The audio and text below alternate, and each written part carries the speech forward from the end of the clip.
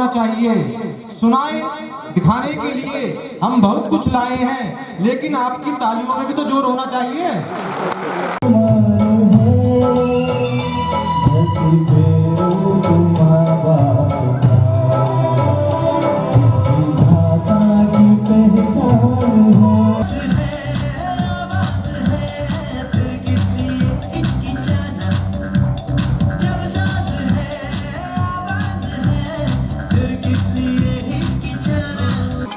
जाते हुए लम्हों जरा ठहरो, जरा ठहरो, मैं भी तो चलता हूँ, जरा उनसे मिलता हूँ। जो एक बात दिल में उनसे कहूँ।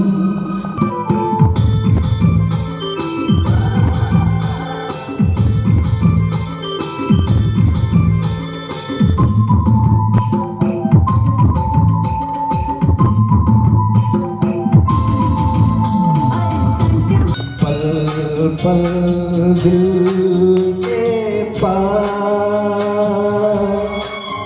तुम रहते हो, जीवन मीठी प्यार तुम कहते हो। पल पल दिल के पास तुम रहते हो।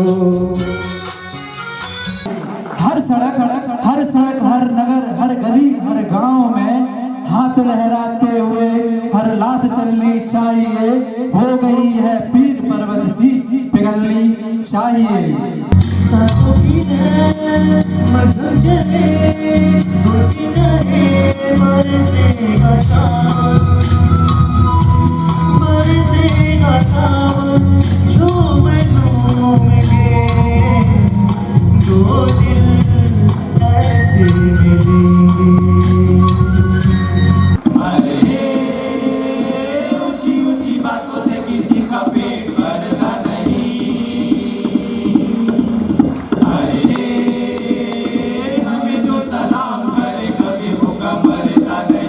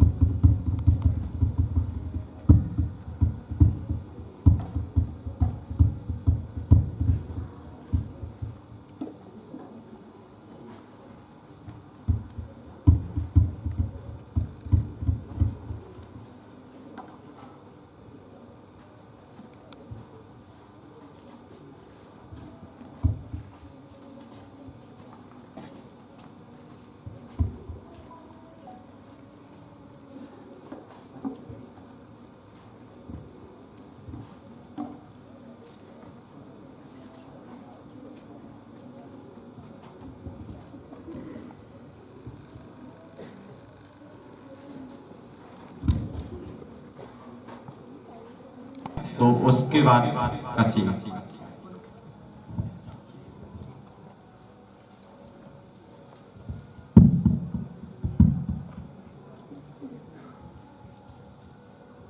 तो उसके बाद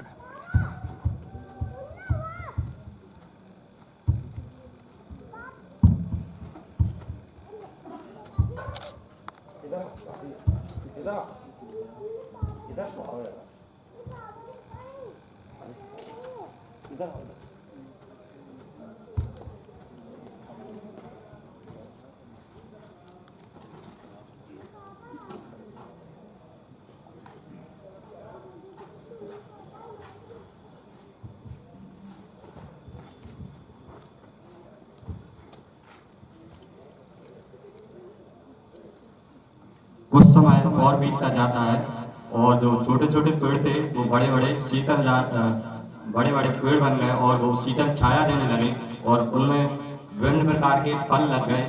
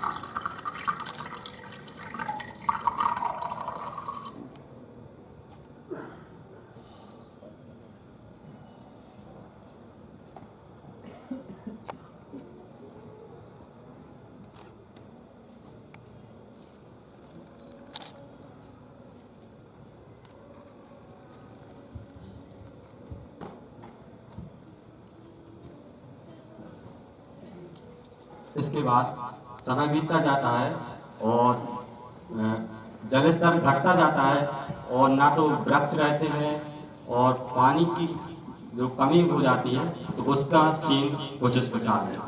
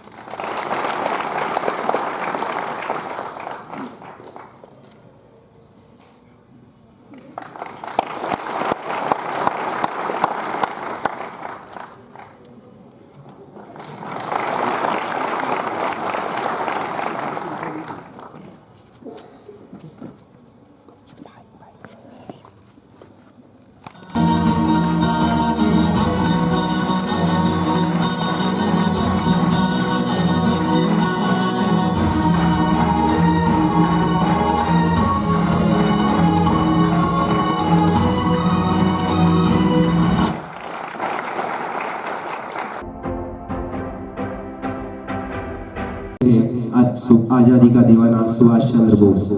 दृश्य प्रथम, सुभाष अपनी टेबल कुर्सी पर बैठे हैं और पढ़ाई में लीन हैं। तभी मां का प्रवेश।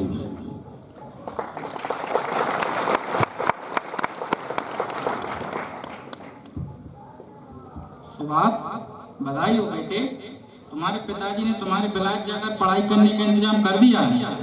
विलायत जाकर पढ़ने का? हाँ बेटे, वह चाहते हैं कि तुम विलायत जाकर IAS बनकर आओ और अपने खानदान का नाम रोशन करो। गरीब और कमजोर अपने ही भाइयों पर राज करके कैसे खानदान का रोशन कर सकते हैं माँ? बेटा, गरीब और कमजोर या धनी और ताकतवर यह सिर्फ परमात्मा का खेल है और वही तय करता है कि कौन राजा बनेगा और कौन प्रजा। आप अच्छी तरह जानते हैं पिताजी कि भारतीय ऋषियों का बनाया हुआ दर्शन भाग्य को नहीं कर्म को प्रधान मानता है।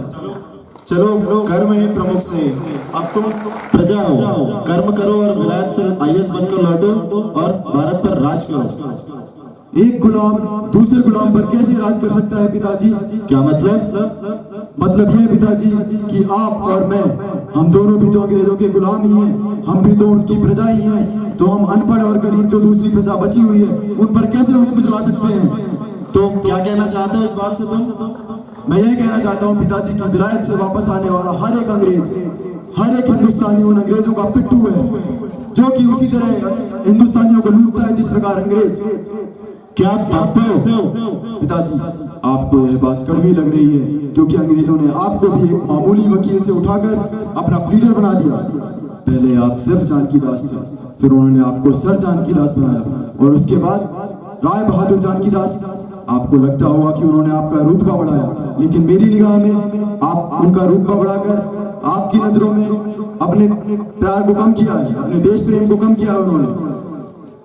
आप सबको मालूम है कि इतिहास गवाह है कि गौरी को एक जयचंद की जरूरत थी, लेकिन अंग्रेजों ने रुतबे बांट कर एक नहीं हजारों जयचंद खड़े कर दिए हैं। तुम्हारी जुबान बहुत चलने लगी है सुभाष। पिताजी, मेरी जुबान सच्चाई उगलती है और सच तो यह है कि अंग्रेजों द्वारा बनाए गए जितने भी सर और राय बहादुर हैं, वे अंग्रेजों के एक हुक्म पर पूरी जनता का नाश कर सकते हैं। सुभाष, पिताजी, मैं विलायत बिल्कुल नहीं जाऊंगा। विलायत तो तुम्हें जाना ही होगा, किसी भी कीमत पर नहीं। पिताजी, आपको पता है उन्होंने मुझे प्रेसिडेंसी कॉलेज से क्यों निकाला? सिर्फ इसलिए क्योंकि मैंने एक बदतमीज अंग्रेज को तमीज सिखाने की कोशिश की थी। नहीं, तुम्हें प्रेसिडेंसी कॉलेज से सिर्फ इसलिए निकाला गया कि तुमने अपने अध्यापक का अपमान इसलिए किया क्योंकि वो अंग्रेज थे। नहीं पिताजी, उन्होंने मुझे गाली दी थी। उन्होंने मुझे कहा, ब्लडी इंडियन, ब्लडी यानी हरामजादा इंडियन। मैं हरामजादा हिंदुस्तानी हूँ क्या? और इतनी सी बात पर तुमने उनका गिरबान पकड़ लिया। वाह, इतनी सी बात आपकी नजरों में इतनी सी बात होगी पिताजी, मगर उन्होंने सिर्फ मुझे नहीं मेरे पूरे देश को गाली दी और मैं अपने देश के खिलाफ एक भी लफ्ज नहीं सुन सकता। बेटा, अंग्रेज हमारे खैरख्वाह हैं, हमारे राजा हैं, उन्हें हक है हमें पूरा गाली देने का। यह बात तो आपको भी पता है पिताजी कि भारतीय इतिहास में हमेशा से भारत को विश्व गुरु कहा जाता रहा है। कहा जाता रहा है किसी जमाने में, इस जमाने में तो अंग्रेज ही सारे संसार के गुरु हैं और इस बात से तुम अच्छे से वाकिफ हो कि उनका साम्राज्य इतना बड़ा है कि उनके साम्राज्य में कभी सूर्यास्त नहीं होता। बावजूद इसके वो इंसानियत से कोसों दूर है। मैं उनसे नफरत करता हूँ। तुम उनसे नफरत नहीं, ईर्ष्या करते हो, जलते हो उनकी कामयाबी से। कामयाबी से? आपको वाकई लगता है कि वो कामयाब है? अगर वो कामयाब है तो सिर्फ वैसी और लुटेरे बनने, इंसानियत से वो बहुत दूर है। लेकिन जो कुछ भी हो, मैं ये बात अच्छे से जानता हूँ कि तुम विलायत क्यों नहीं जाना चाहते। क्यों? क्योंकि तुम खुद को उनके सामने हीन समझते हो। पिताजी, आप ये कहकर मेरा नहीं अपितु स्वयं का भी अपमान कर रहे हैं। नहीं, तुम्हें डर है इस बात का कि यहाँ मैं इतने से अंग्रेजों के बीच नहीं रह पा रहा हूँ, तो वहाँ लाखों हजारों अंग्रेजों के बीच कैसे रह पाऊंगा? बिल्कुल नहीं, मैं विलायत जाऊंगा और मैं साबित कर दूंगा कि कोई भी हिंदुस्तानी किसी भी अंग्रेज से कम नहीं है। अगर वह चाहे तो किसी भी अंग्रेज को पीछे छोड़ सकता है। देखा प्रभावती, प्यार से नहीं उकसाने से सही, माना तो सही विलायत जाने के लिए। दृश्य 2। विलायत पहुंचकर सुभाष चंद्र बोस ने सन 1921 में IAS की परीक्षा प्रथम श्रेणी में पास की। उसके साथ ही दर्शन शास्त्र में ऑनर्स की डिग्री भी हासिल की, लेकिन उसके साथ ही उन्होंने एक चौंकाने वाली एक कठोर घोषणा भी कर डाली, ऐसी घोषणा जो अंग्रेजों के शासनकाल में उससे पहले कभी किसी ने नहीं की थी। मिस्टर सुभाष चंद्र बोस।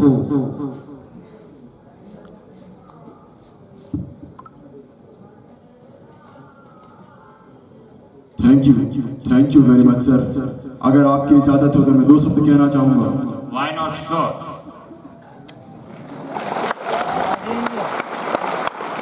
मेरे सहपाठियों, गुरुजन और आमंत्रित महानुभाव, मैं इस सम्मान समारोह में आप सभी का आभार व्यक्त करता हूं।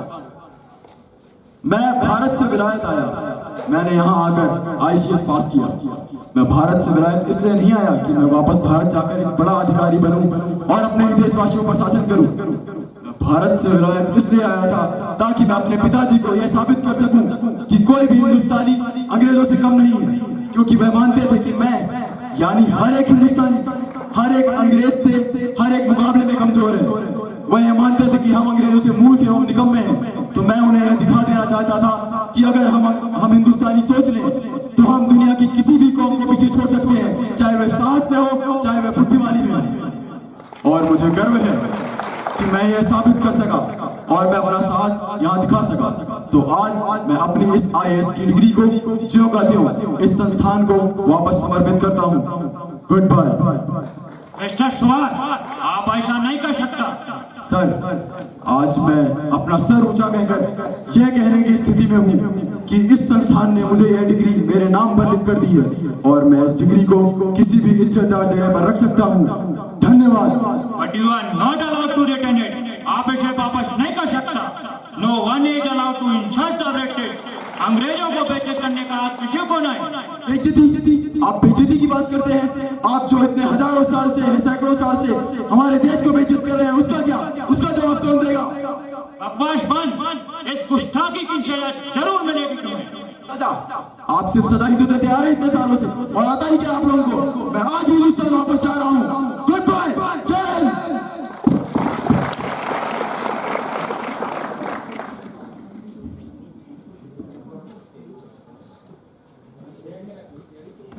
दृश्य 3 सुभाष चंद्र बोस के निवास के बाहरी हिस्से पर कुछ हिंदुस्तानी सिपाही ब्रिटिश पुलिस के ड्रेस में पहरा दे रहे हैं और आपस में कुछ बात कर रहे हैं।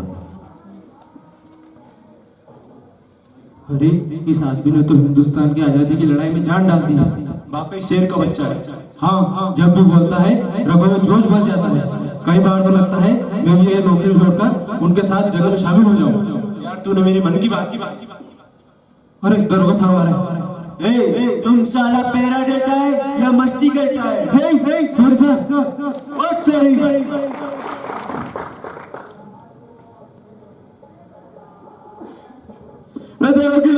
हमारा भाई बाप, अस्सलाम वालेकुम। तमीज से बात करो पठान, हम डरोगी नहीं, डरोगा है, समझे?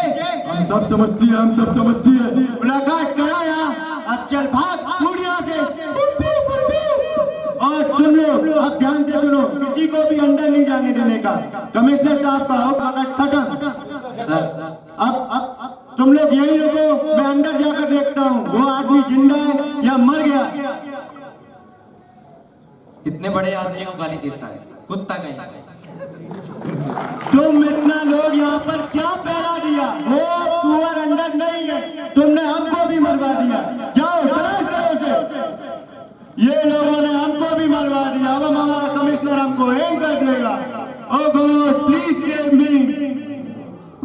मिस्टर टॉम, ये ड्यूटी करने का कौन सा तरीका है? Mercy, mercy sir, mercy. अब दया भीख मांगता है। सर, वो पठान बनकर आया और हमारी आंखों में धूल झोंक कर चला गया। सर, तुम सारा ब्रिटिश एम्पायर का नाक खटा दिया, महारानी विक्टोरिया का नाम मिट्टी में मिला दिया।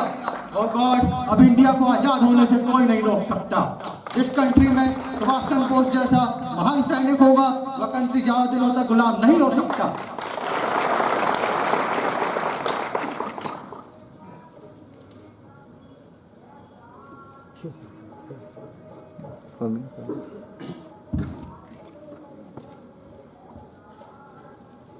मेरे प्यारे देशवासियों, अरे, ये तो बोध बाबू की आवाज है।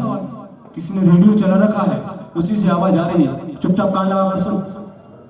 दुनिया भर में अपनी चालाकी और धोखेबाजी के लिए मशहूर अंग्रेजों की सरकार को धोखा देकर मैं सुभाष चंद्र बोस काबुल और मॉस्को होता हुआ जर्मनिया पहुंचा हूं। यहाँ पर आज मैं हिटलर का मेहमान हूँ। मैंने दुनिया को दिखा दिया है कि हम हिंदुस्तानी अंग्रेजों से दिल और इसीलिए यहाँ से अपने देश की आजादी के लिए मैं अंग्रेज सरकार के खिलाफ फौजी लड़ाई का ऐलान करता हूँ। मेरे प्यारे देशवासियों, आजादी भीख की तरह मांगने से नहीं मिला करती, उसे लड़कर छीनना होता है और हम उसे वैसे ही छीन कर रहेंगे। हमने आजाद हिंद फौज का गठन किया है। इस फौज के सिपाही की शक्ल में तुम मुझे खून दो, मैं तुम्हें आजादी दूंगा। वंदे मातरम, जय हिंद।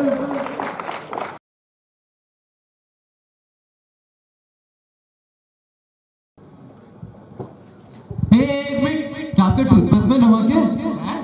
अभी ये क्या कर रहा है? ऐड की शूटिंग नहीं, न्यूज कवर करना है, न्यूज थोड़ा ध्यान दे। अरे हाँ, तुझे साहब लोग देख सकते हैं, दिन दहाड़े बंद कर रहे हैं, शख्स लगा रहा है फांसी।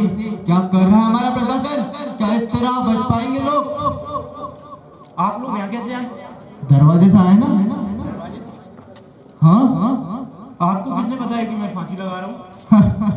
जहाँ पोस्टर में सब हो जाते हैं फेल, वहाँ पहुंचता है वही न्यूज चैनल। कौन सा न्यूज चैनल? वही न्यूज चैनल। आप ये बताया फांसी क्यों लगा रहे हैं? नौकरी के लिए। लेकिन हम मर जाएंगे, नौकरी क्यों करेंगे? अबे नौकरी नहीं मिल रही इसलिए तो फांसी लगा रहा हूँ। अरे लेकिन मरने से मिलेगा क्या? मुझे कुछ नहीं मिलेगा, पर मेरे घर वालों को मुआवजा और एक नौकरी मिल जाएगी।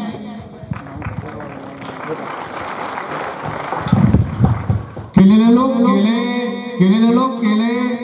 कच्चू भैया, केले बिके कि नहीं? अरे भैया कहाँ बिके, सुबह से खड़े हैं ऐसा ही।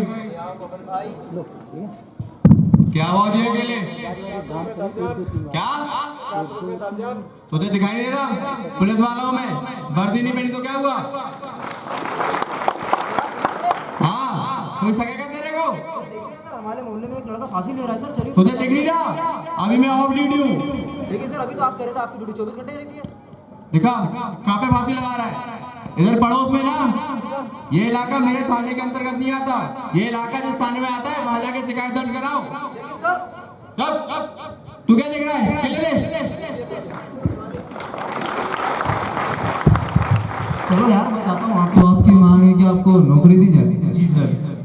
अच्छा अच्छा, ये बताइए आपकी क्वालिफिकेशन क्या है? सर मैंने इंजीनियरिंग की है। क्या? मैंने इंजीनियरिंग की है सर। तूने इंजीनियरिंग की? तूने इंजीनियरिंग की है? तू फांसी लगा लिया? अरे अरे ये क्या कर रहे हैं आप? अरे इसका दिमाग खराब हो गया है, इसने इंजीनियरिंग की नौकरी की उम्मीद कर रहा है। अरे आपने उसे बचाना चाहिए। नहीं, तू फांसी लगा। देखिए हम न्यूज वाले हैं, न्यूज कवर कर रहे हैं, प्रशासन का काम है इसे बचाना, और आपको ज्यादा चिंता है तो आप बचाइए। चलो मैं ही बचाता हूँ, आप लोगों से तो वैसे भी कुछ होगा नहीं। अरे अरे अरे, ये क्या हो गया? ये तो मर गया हो गया भाई। वो अभी भाई क्या हो गया तुम्हें भाई? हे भगवान, ये क्या हो गया मेरे से? अरे हाँ यार, तूने मार दिया इसे? नहीं सर, मैंने नहीं मारा सर इसे, ये तो गलती से हो गया सर मेरे से। अब ये सब कोर्ट में बताना, ये सब कोर्ट में साबित करना। देखिए सर, आप तो ऑफ ड्यूटी में सर। मैं पुलिस वाला हूँ, 24 घंटे ऑन ड्यूटी रहता हूँ। लेकिन सर ये तो आपका एरिया नहीं है सर। तुम इस एरिया की बात करते हो? पूरा देश, पूरा भारत मेरा एरिया है। चल तुझे बताता हूँ, चल तुझे बताता हूँ। देखिए हमारे देश की जरूरत है ऐसे पुलिस वाले की जो निभाते अपना फर्ज बिना किसी परेशानी के।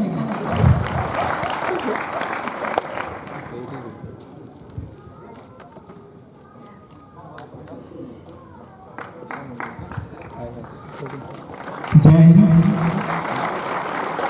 यह एक खास मनोरंजन नाटक था और वास्तविकता यह है कि इन्हीं कारणों से आज समाज में लोग एक दूसरे की मदद करने से डरते हैं।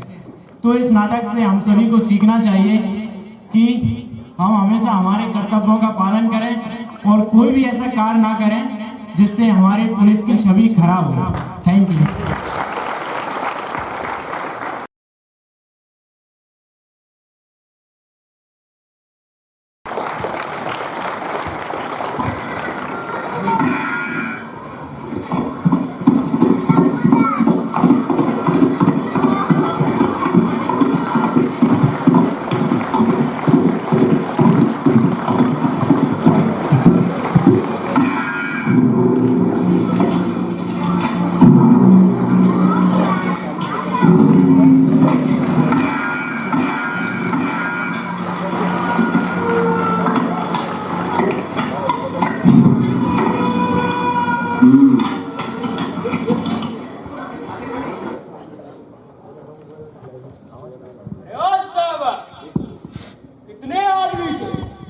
दो थे सरकार, दो। उन्हीं की तो बात कर रहा हूँ सरकार। कितने थे? हम 3 थे सरकार। वो दो, तुम 3, मतलब उनका एक ज्यादा था। नहीं सरकार, हमारा एक ज्यादा था। इसका मतलब हमारा एक ज्यादा होता तब उनके बराबर होता।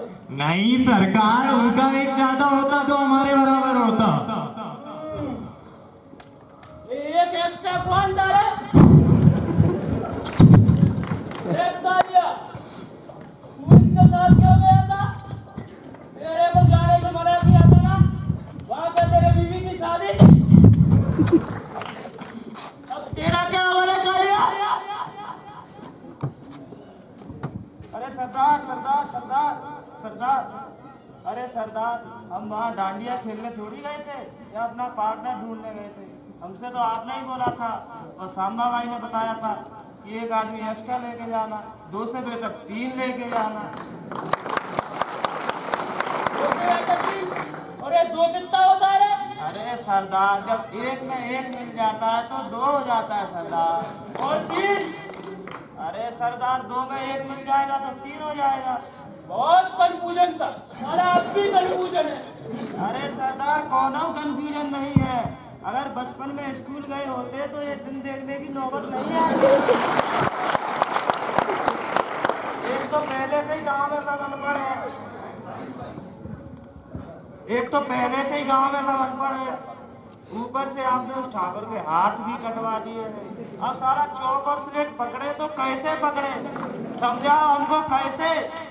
और बड़ी मुश्किल से तो वो मौलाना का लड़का, का नाम था उसका? अहमद। हाँ अहमद, को पकड़े थे। गांव का सबसे होशियार छोकरा था वो, लेकिन आप तो तब भी नहीं माने कि मार दो, को भी मार दो। अब क्या खेलो बैठ के पिट्ठू? सबको बताना जरूरी था। सॉरी सरदार, सॉरी।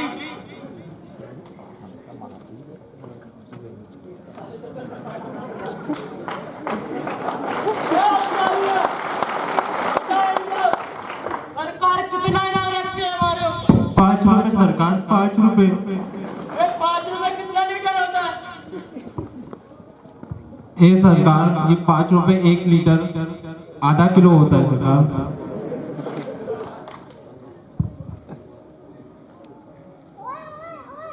होली है? कब है होली? 4 को सरकार, 4 को। होली है। बसंती नाचेगी सरकार, चार को? 4 या 2 से पहले आता है कि 3 के बाद? अरे इसको मानना पड़ा।